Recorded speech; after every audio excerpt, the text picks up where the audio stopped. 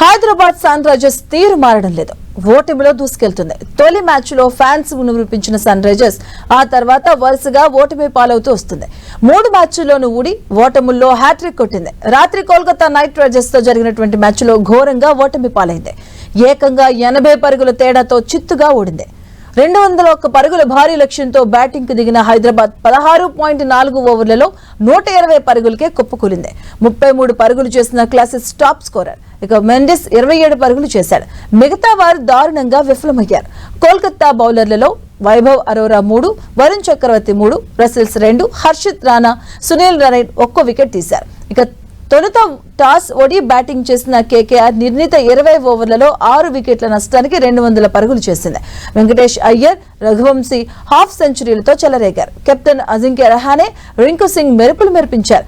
చివరి బంతికి Russells run out అయ్యాడు.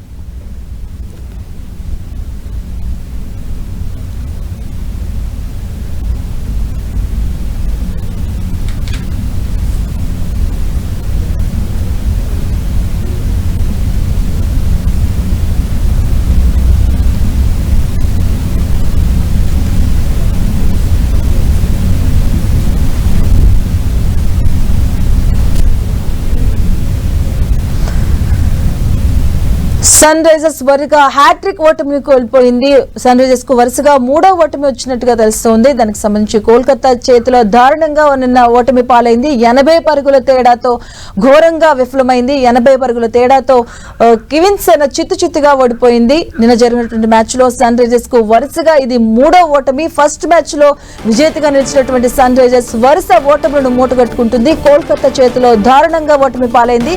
80 పరుగుల తేడాతో కివిన్స్ సేన చిత్తుగా ఓడాడు.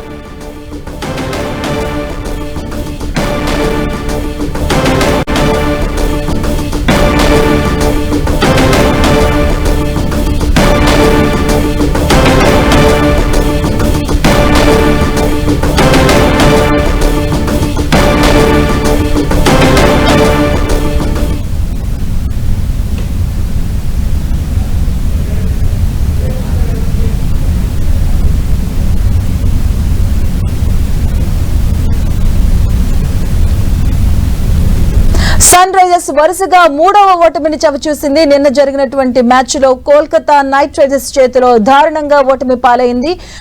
1 కాదు 2 కాదు ఏకంగా 80 పరుగుల తేడాతో కివిన్స్ సేన చిత్తుగా ఓడాడు. మొదటి మ్యాచ్ లో విజయాన్ని సాధించిన సన్ రైజర్స్ వరుసగా 3వ హ్యాట్రిక్